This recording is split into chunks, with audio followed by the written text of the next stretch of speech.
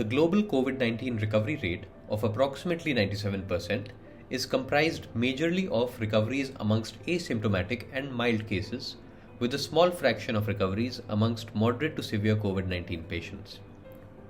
In comparison, the recovery rate at ERA's Lucknow Medical College has been more than 94% amongst the 3,200 plus COVID-19 patients with moderate to severe disease. Such a high recovery rate amongst COVID-19 patients isn't commonly seen at tertiary care hospitals around the world or even in India. While a recent study reported a recovery rate of around 86% at a tertiary care hospital in New Delhi, recovery rates at various other hospitals have been reported to be as low as 62%. In addition to the high recovery rate amongst patients, by the grace of God, a 100% recovery rate has been maintained amongst nearly 300 staff members at ERA that have contracted COVID-19 so far. One of the reasons for ERA's high recovery rate is the accelerated research analysis done at ELMC. This approach consists of identification of disease mechanisms, identification of therapeutic compounds that inhibit the disease mechanisms, and the design of supplement and diet plan that incorporates the therapeutic compounds. Even before the pandemic, ERA's research analysts would map out detailed mechanisms of complex diseases by studying numerous research articles.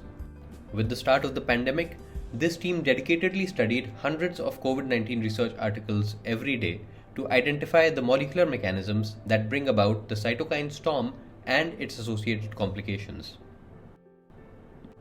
Cytokine storm is a complex cascade of inflammatory biochemicals that occurs due to an overreaction by the immune system. While the immune system uses cytokines for targeting invading pathogens such as the SARS-CoV-2, an uncontrolled immune response damages healthy cells as well. The resulting destruction causes further alarm in the immune system, leading to a vicious cycle of cellular damage and heightened attacks by the immune system. Early studies about severe COVID-19 reported increased levels of several chemical messengers involved in cytokine storm such as TNF-alpha, IL-1 beta, IL-2, IL-6, IL-8, IL-12, CXCL10 and others. By mapping of such pro-inflammatory molecules and relating their downstream cascades with the complications in COVID-19 such as pulmonary inflammation, fibrosis, mucus hypersecretion, and thrombosis, we identified numerous mechanisms that need to be inhibited to combat the cytokine storm.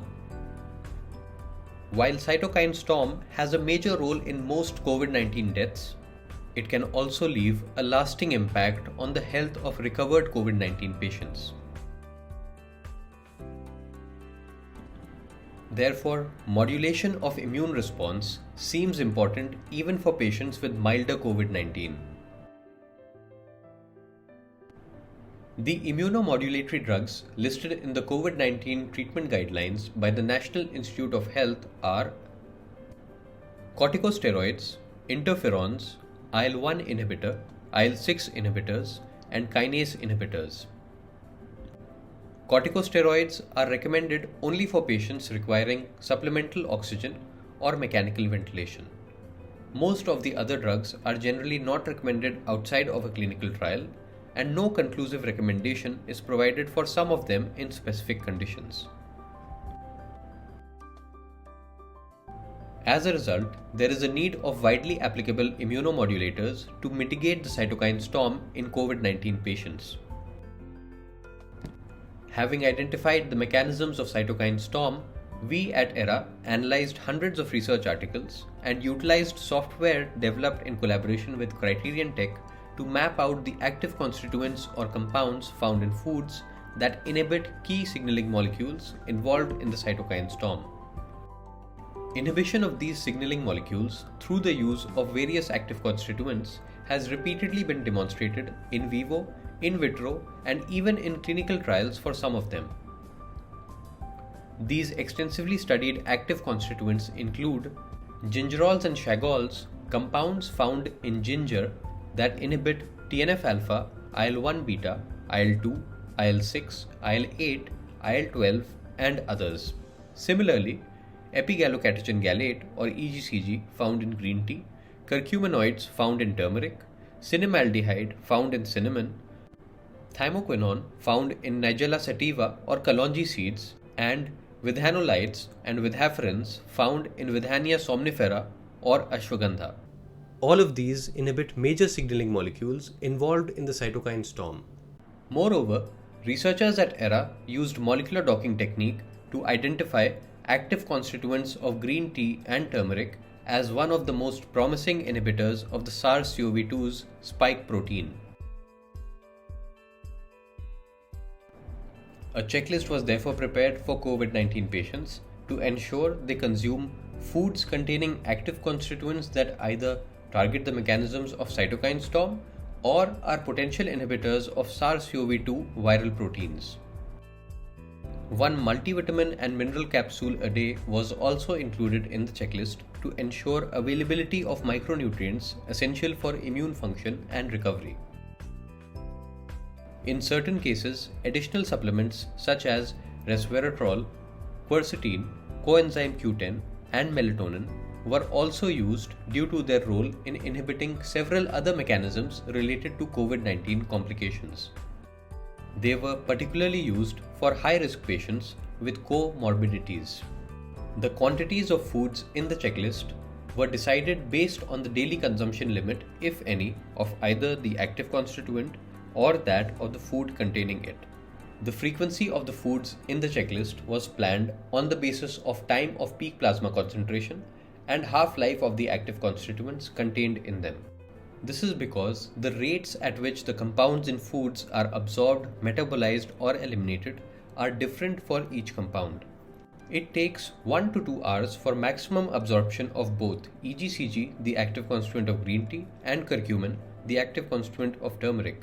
But it takes 3 to 4 hours for EGCG levels in our bloodstream to drop to half, while it takes approximately 6 to 7 hours for curcumin levels to drop to half. Therefore, to ensure better availability of these compounds in the bloodstream, green tea should be consumed every 4 hours, whereas turmeric can be consumed every 6 hours. Similarly, optimal frequencies of intake have been estimated for each dietary supplement. Patients admitted at ERA were provided the food products and supplements as per the checklist on a daily basis, and assistance was provided to patients that were unable to eat it by themselves. In this manner, active constituents that target mechanisms of cytokine storm and the potential inhibitors of SARS-CoV-2 were fed to the COVID-19 patients in a scientifically planned manner at ERA. This is perhaps one of the major reasons for the high recovery rate of more than 94% amongst moderate to severe COVID-19 patients admitted at ERA, and the 100% recovery rate amongst staff members of ERA that contracted COVID-19 so far. Moreover, one of the reasons for better outcomes of COVID-19 in India is perhaps that the foods contained in the checklist are commonly used in most households in the Indian subcontinent. After consulting with their doctor, COVID-19 patients at home isolation may also consume these foods and supplements the way patients admitted at ERA have been consuming them. This checklist may also be used by those patients who have recently recovered from COVID-19 but are suffering from post-COVID complications, as the anti-inflammatory active constituents may help combat any residual effects of the cytokine storm.